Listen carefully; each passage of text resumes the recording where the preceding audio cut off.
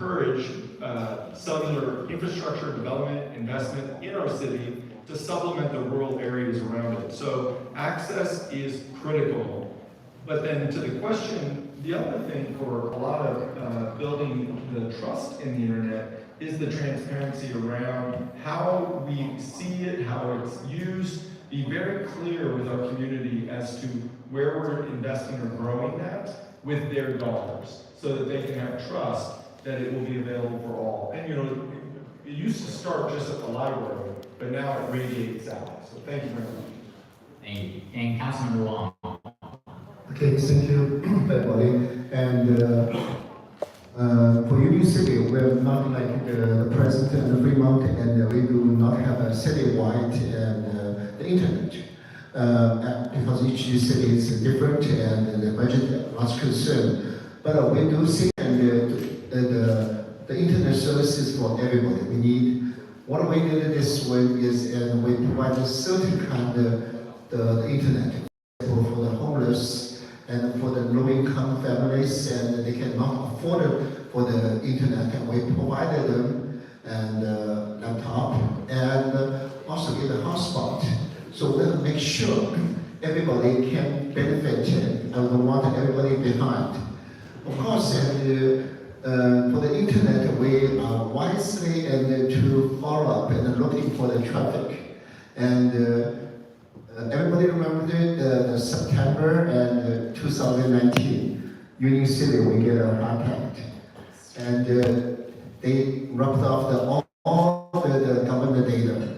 We do, especially finance, we not recovered completely. And finally, will be next month, we'll finally catch up on all the information. So we be very carefully for the cyber security. And after the incident happened, and we do lots of training and make sure that everybody from every employees and do the cyber security training. We also keep the newsletter, let people know, and in the school, we ask the school district to talk to students as well. So we just want, AI is a tool, and technology is very powerful, but we need to wisely use it to make sure that everybody be protected, everybody can use it and benefit. Thank you, Councilmember Wong. For our next question, community expectations often differ across neighborhoods and demographics. How do you engage residents meaningfully when planning or implementing smart city initiatives? Meaningful and planning, I think that's hopefully something that works for all of our governance, but it is definitely a challenge, and so that's one of the things that we, I did mention that we're a city that's actually turning 70 years old in a few weeks, and that we were originally 5 historic towns, and we're proudly a home to a city where 50% of our population are immigrants, and so when we want to do access to our community, it's not easy with over 105 languages and dialects being spoken, but that's why we have to have resources built in, such as when we did our redistricting, doing it multilingual, making sure that we have access. And in fact, one of our tools is report a concern. We have a Fremont app, and you can report a concern. And one of the things that we're building in right now is implementation of language translation.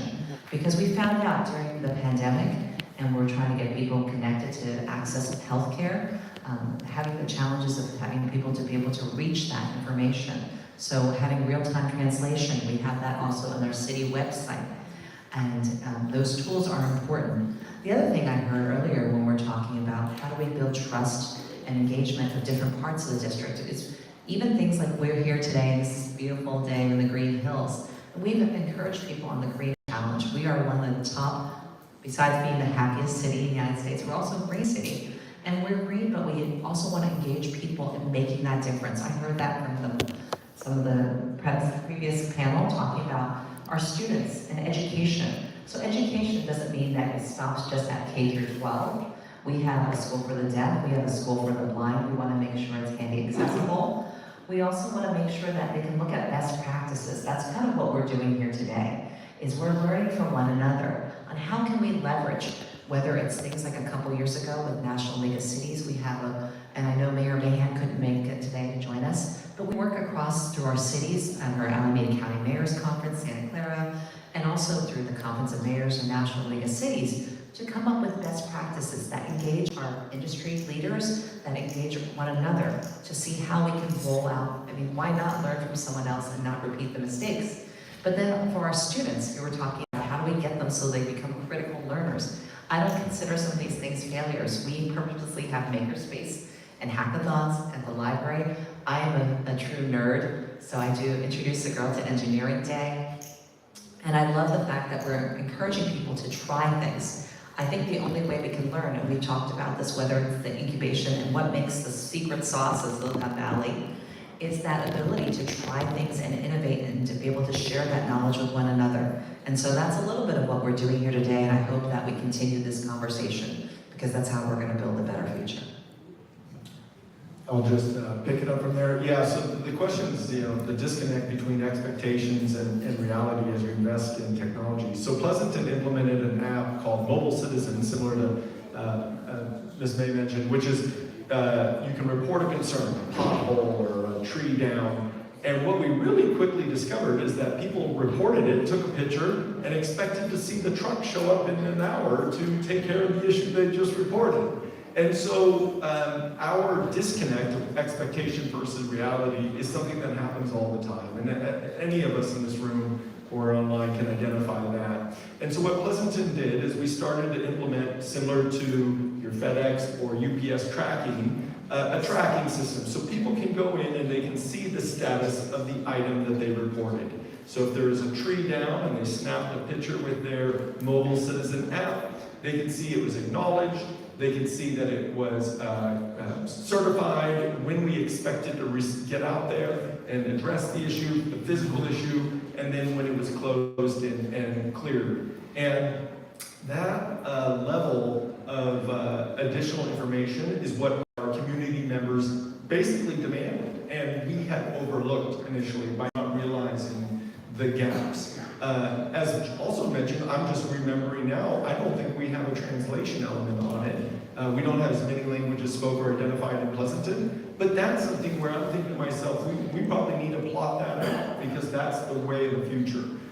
So we always have these disconnects between expectations and realities, and so it's led us to realize clear, consistent communication, but also a feedback loop, because many of you actually know way better than what the government does in terms of what the software is out there, what can we do better, and how do you use it versus how we expected you to use it. And that feedback loop, so that we can innovate and do Rev 2, Rev 3, Rev 4, and continue to improve upon the software or the service we offer, has been a vital part of what we've implemented in town. So really appreciate that. Yeah?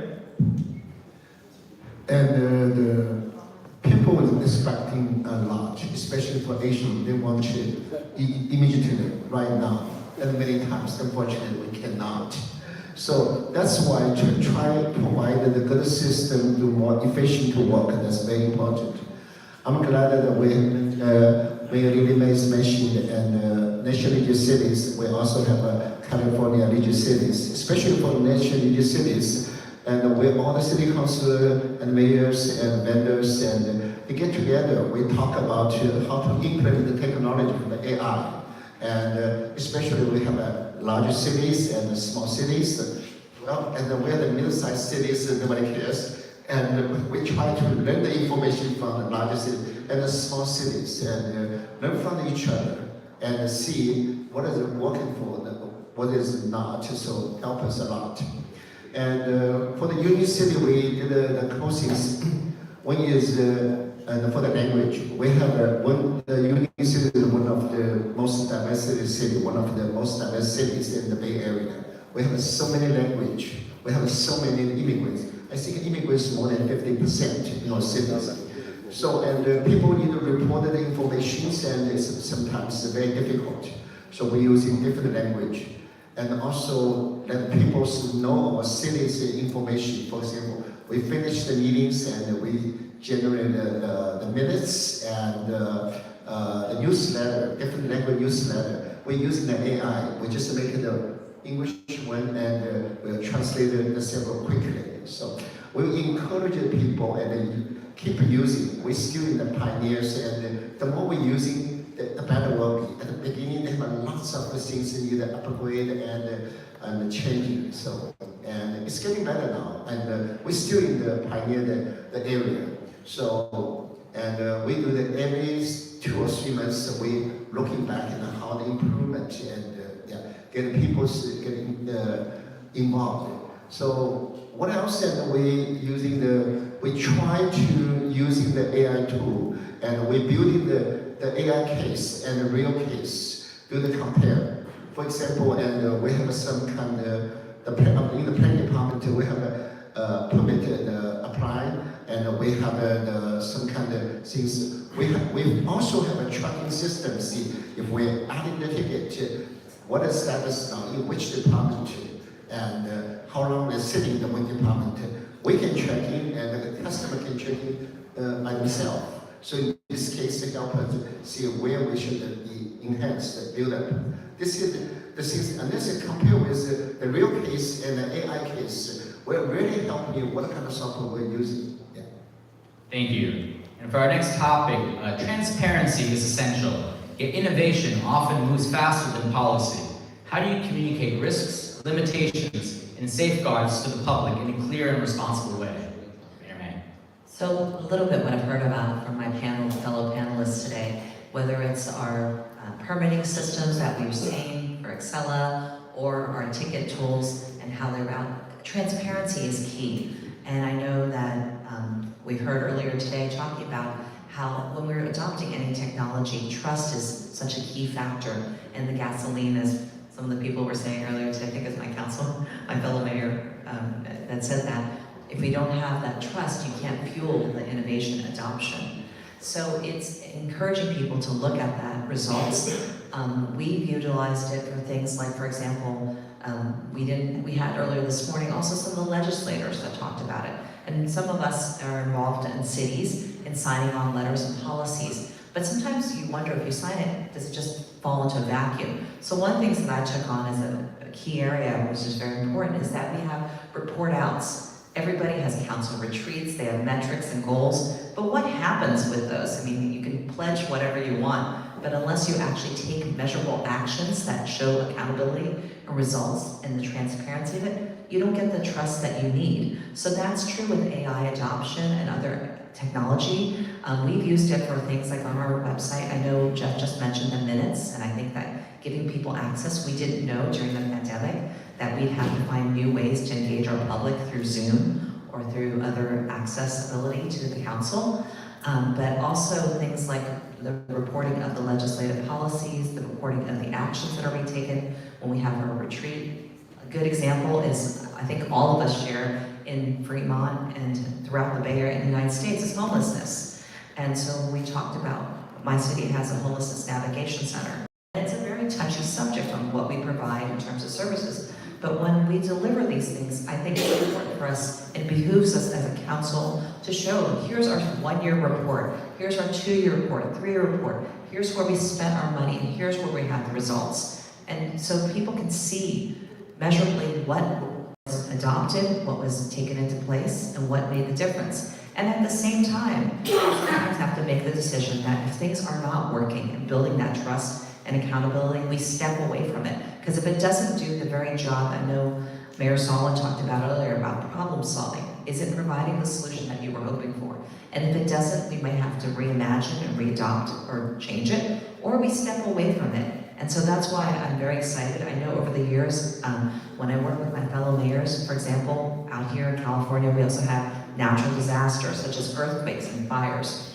We believe in utilizing our own technology. So technology that you may have seen at CES, we adopt sometimes our own technology. So we have microgrids, for example. So in case that PG&E, like right now, sometimes we have challenges with internet access or power. So if things go out, we don't want the government to stand still. I know earlier today, Supervisor Chan talked about how, unfortunately, as power went out, they had some challenges with Waymo. So for us, I'm a lifetime Girl Scout, and I'm also a Boy Scout, so we believe in being prepared. And so part of it means that not only are we reducing our utility costs for our community members, but we're also then prepared in case of a rolling blackout or natural disasters in the moments when our community most needs the public trust and the investment, is that we are there to deliver that for them, and so that we're not just standing around, but we're still delivering services. And that's a little bit of what I hope that we can always work on together. Yeah, thank you very much as well. So transparency is very interesting. We say it, and what does it mean? It means something different to each individual person that we interact with. So Pleasanton itself has had a bit of a challenge trying to figure this out, as we had some budget challenges that we faced at the end of last year and then setting our current budget. That was our first area where we really had to make sure we provided raw data to residents, to users of that data, so that they could then do their own analysis of that data. The second area that we've had this is we have basic energy reliability problems with PG&E on the rural areas, particularly right over this ridge line here that's behind us. We have a lot of housing and businesses that were losing power 16 times in a particular year, which is a huge amount of time and inconvenience for our businesses and our residents. And so being very transparent with them as to exactly what we're going to do about it, not just superfluous words, but actionable steps. And then the third area where we've really shown and tried to show our residents and our businesses transparency is our asset management plan. Pleasanton just completed a complete top-to-bottom accounting of every asset it owns, every truck, every building, every pump. And from that, we've plotted out the age of that. And so one of the things that's come up is that that data is proprietary. It is not known to our residents. And we are on the cusp of making sure that we somehow find a portal or a method to be able to show our residents what the city owns, because it is the public's, not the city's. The public is the city. And as a result of that, we hope to build trust when we say we need a certain amount of money over a certain number of years to be able to rebuild those assets or continue to provide high quality services for quality of life in our community. So all of this relates right back to transparency. And you'll know when you miss it when your community tells you, and then you better stop and figure out how to get back on track. So we always are looking for ways to continue to broaden the available information for our community at any particular time that we would like to have it. So thank you. Transparent and public interest is very important. Yeah, if we don't have a public interest, and we will not be the transparent. And when we do the transparent, there's another thing that we should also be careful about the security. And for example, the people can easily to access data. That's convenient for them. But if we are not building the security system to the stronger security, and we can cause troubles as well. So how to balance it? So we are not just doing city, we also need to educate people and as well. So because the many the software we're using is a PRI and software, so there's lots of personal information, and we make sure that the people understand, and we will be the security guide and help people. And don't have a personal data leak, and there's so many scams on the internet, on the system. So, and also for the senior, they have troubles and to catch up with new technology. So we need help them. We should have a more workshop, and especially we paired with high school students and with the senior, and then tell them how to be using those kind of iPad and smartphone, and help them protect data. Make them not too much nervous. And some people are afraid that they pick the call, they get all the scam calls and something like that. And they help me with my WeChat. I'm locked out on my WeChat. Or not. Don't answer. And for our next question, from your experience, what role do partnerships with industry, academia, or nonprofits play in advancing innovation while keeping community needs at the center? So I think that there's a lot of opportunities for public-private partnerships. We've built some of those trusts with our community. For example, we have a DFR, which is known as first responders, and I know that when it comes to some of this technology, people are asking like, oh, are they going to be big brothers watching you, even with our license plate readers?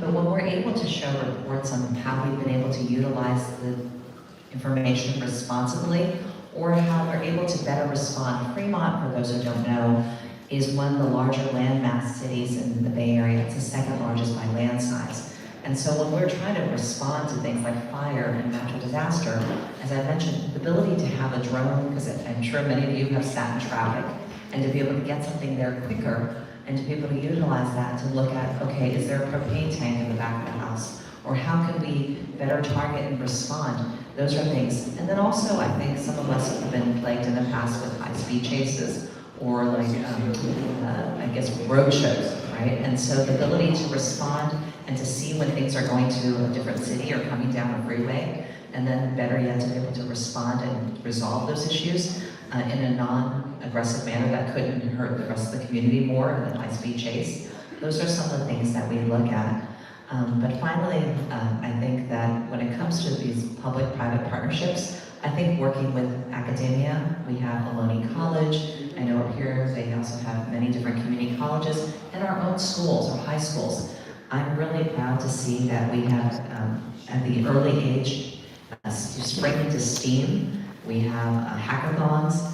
We have engineering expos. Because a lot of our future, I mean, some of our future, I know that, so looking at all your cities, I know all your school board members, because years ago I started serving on that, and how we're able to encourage that innovation. I know that some people were talking earlier about, will this stifle our innovation because will people become so dependent on just saying, I'm going to check ChatGPT or check only this tool and not think through it. But I think for the human knowledge and from what I've seen of the students, whether it's things, I even saw that for the first time in decades, Lego is getting an upgrade, and I'm a Lego nut since I was a kid. I've had some of the original Lego ones where you can see the clear and gears in there. But it doesn't mean that you're going to be stepping away from all those innovation and hands-on tools. It just means that it may pivot. So they're saying that the Lego bricks are changing for the first time ever, and that you may be able to build things and it'll recognize what type of device it is. Are you building a helicopter and come up with sounds like that?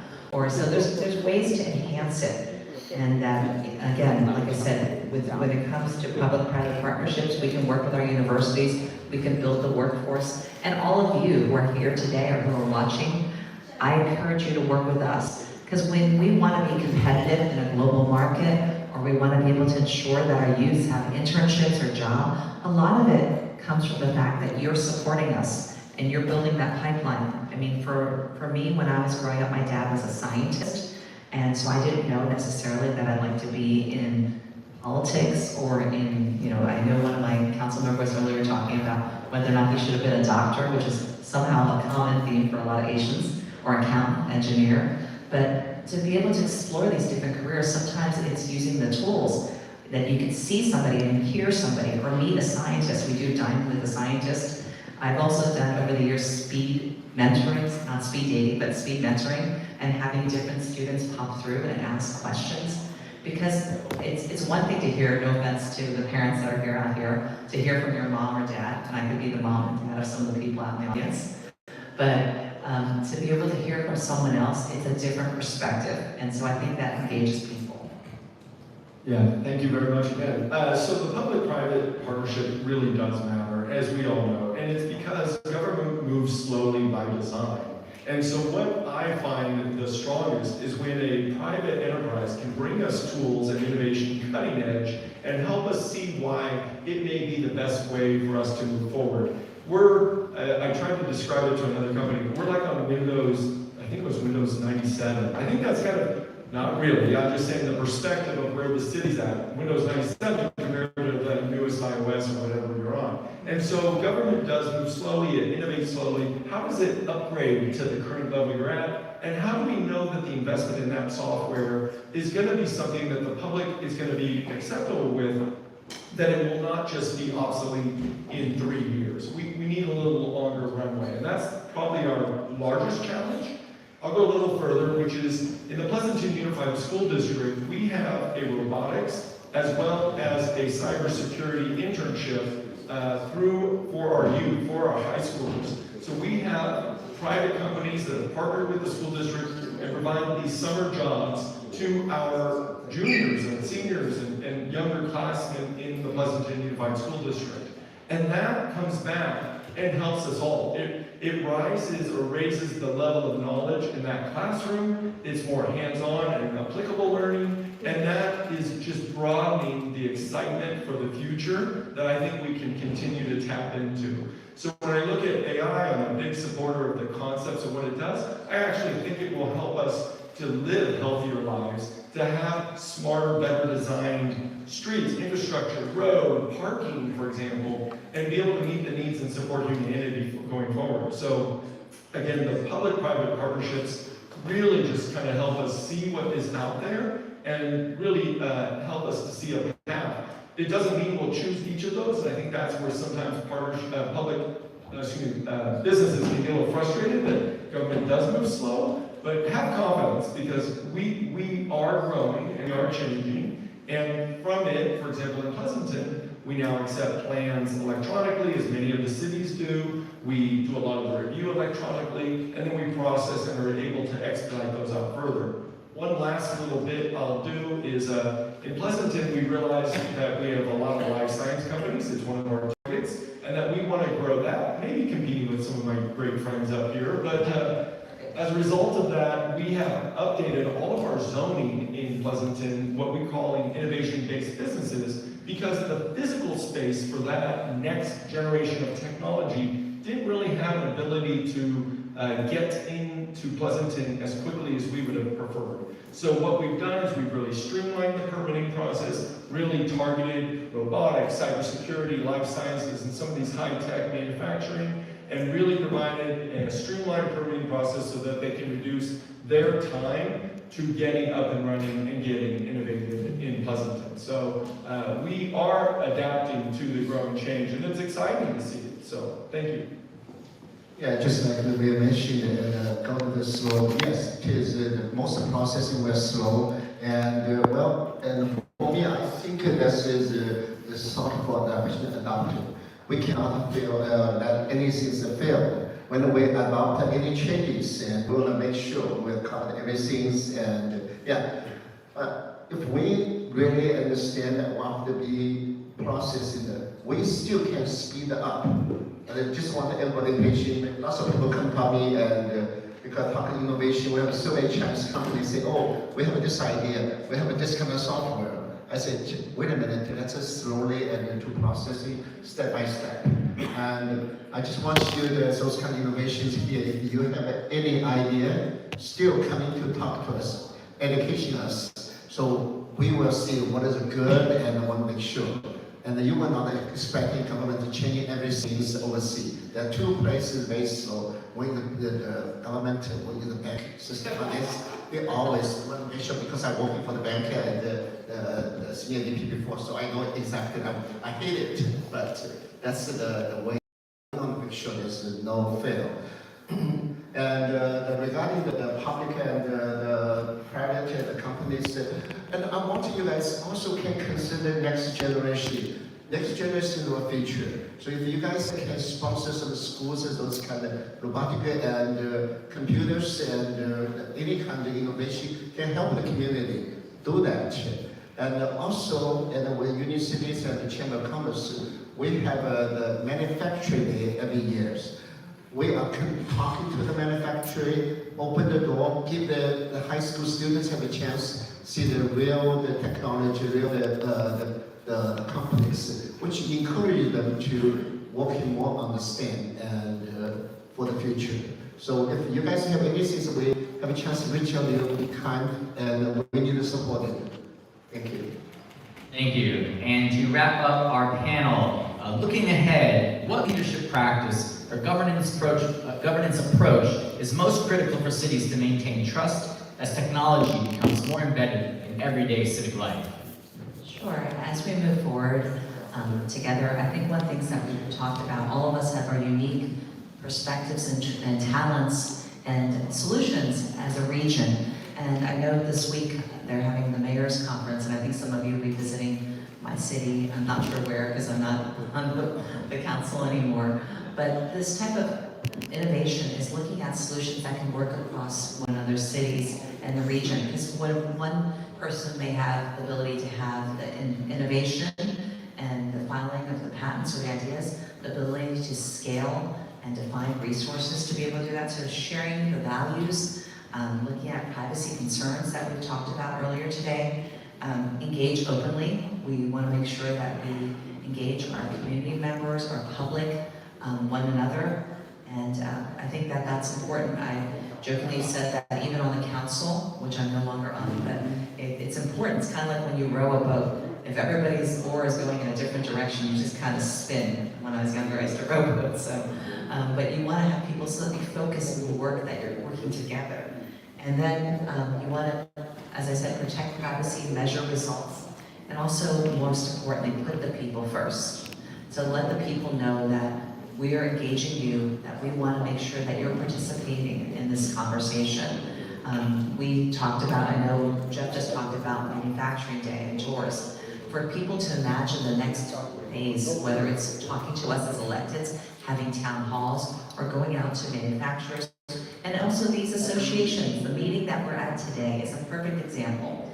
There are so many different people that we're engaging today that I've heard about who are creating new ideas, whether it's engaging people to connect them to tools and resources in our cities, or the next tools for AI, or how we imagine building the developments and construction of homes, of healthcare. I think that that's where we benefit as a whole. I just hope that we continue to work together in this very pivotal moment, and that when there's so much that's happening, that can be sometimes stressful, as we mentioned earlier, and expectations, because everybody wants everything digitally now, that we can understand that sometimes the best solutions are going to take a little bit of time, and that taking a pause today and taking a pause to work with one another is how we're going to be able to move forward faster and better. Thank you. Yeah, thank you. It's a difficult question because there's so many different things that we should try to do right for government, right? But I do think as mayor, one of the roles that I have is actually provide the space, the forum, a full conversation to occur. I actually think that, as May mentioned, is probably one of the most essential parts of this, so that everyone's opinion can be weighed in and we can find something together. Because the divisiveness that we see a little bit on the national scale and throughout our communities isn't helpful to achieving improvements in quality of life, or improvements in investment, a fertile ground for business to succeed, or for our youth to feel supported and grow. And so providing a safe space for free and public debate, and therefore kind of reaching consensus on where and how to move forward as a community. Each of us will find a different way in our communities that is unique to our populace, but providing the space so we can reach consensus, I actually think is probably one of the largest things that's on top of mind for me right now as mayor. I want to provide that space. I want to make sure you're safe there. I want to make sure you can communicate there. And I want to make sure you can bring your knowledge to the conversation so that we can find the best way forward. So I guess I'll say that's, I think, our challenge and charge. So thank you. Yeah, thanks to Mayor Lee, Lady Mayor, and Mayor Bob. And they are still pretty much, and I don't want to repeat the same things, just to keep the innovations, and we need to keep the communication, make sure, and that we can keep the government transparent. And I mean, people can be more trusted, and between the trustees, between the people and residents and the government as well. And we're all working together, and then we can build better cities. All right, well, thank you so much to our panelists. Thank you.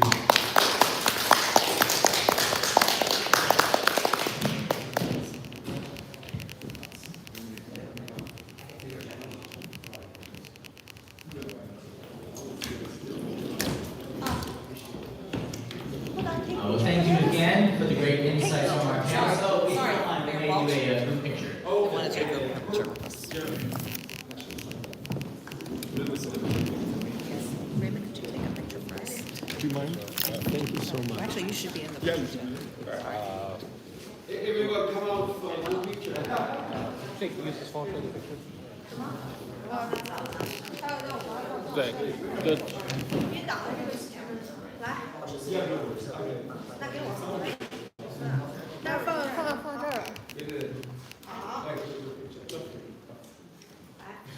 Everybody look this camera first. Three, two, one. One more. Yeah, everybody.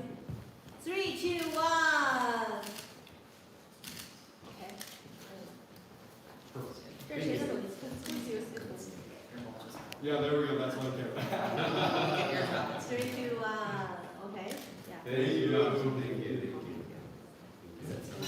Thank you.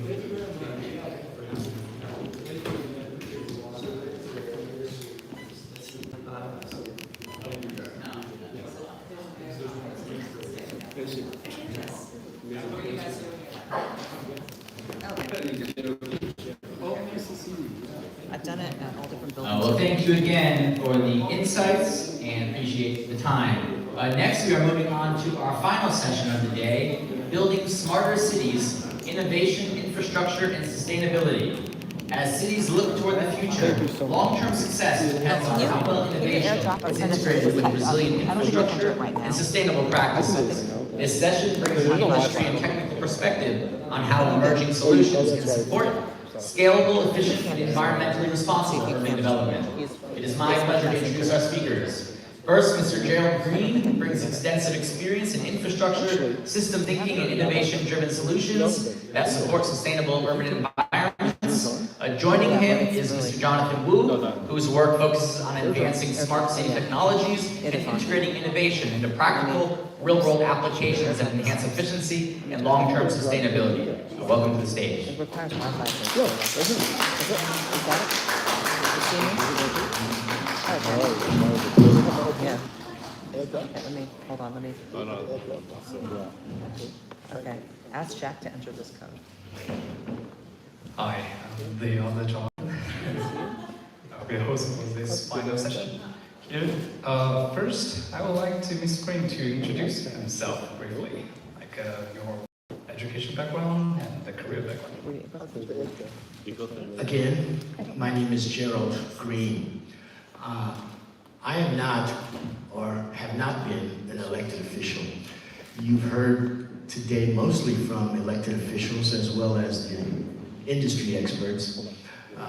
I come from a background of being a department head. I studied architecture and city and regional planning, both at Cal Poly down in San Luis Obispo and at Harvard University as well. With that education, I have served numerous cities. The most noteworthy city that I participated in land use policy was the city and county of San Francisco, in which I served as the director of the planning department under the administration of Mayor Willie Brown. I served in the planning department there for about 20 years, but I've also worked in other municipalities here in the Bay Area, and in that time I served on planning departments in which we were responsible for implementing the land use policies and regulations of the city, as well as implementing zoning ordinances. Specifically, the planning director is responsible and appointed by the mayor. In most instances in cities, the planning director works under the control of a city manager or city administrator, but planning directors are the main individuals within the city that helps elected officials both adopt and carry out policy, and are responsible again for the growth of the city. Okay, thank you. So the first questions we got about smart city is, how would you define a smart city in practical terms? And which technologies are currently having the greatest impact on urban planning? I think that it would be appropriate for me to read what the definition of a smart city is as defined by the American Planning Association, which is an association that recognizes the profession. The American Planning Association defines a smart city Thanks for coming. as one that See equitably him on Wednesday. integrates technology, community, and nature to enhance its livability, sustainability, and resilience while fostering innovation, collaboration, and participatory co-creation. In my mind, a smart city uses data and technology to create efficiencies and to improve the sustainability and create economic development within their boundaries, and to enhance the quality of life factors for the people living and working within the city. Don't ask me to give you an example of smart cities. There are a lot of cities that are using innovation and are obviously generating attention for technology activities.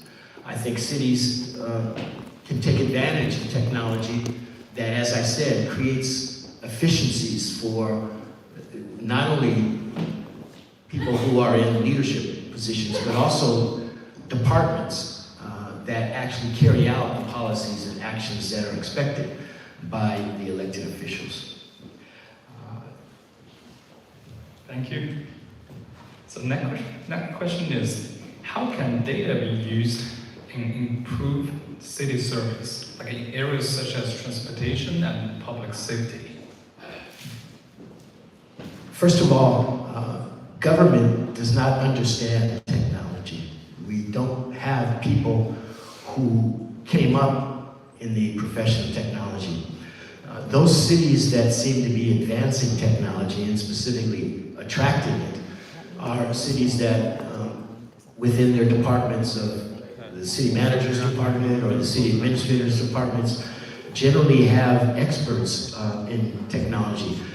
The city in which I spent most of my career in San Francisco, there is a department of technology, a department of innovation, which helps to advise the mayor, the city administrator, and others about how the city can best use AI and keeps up with the trends and things of that nature.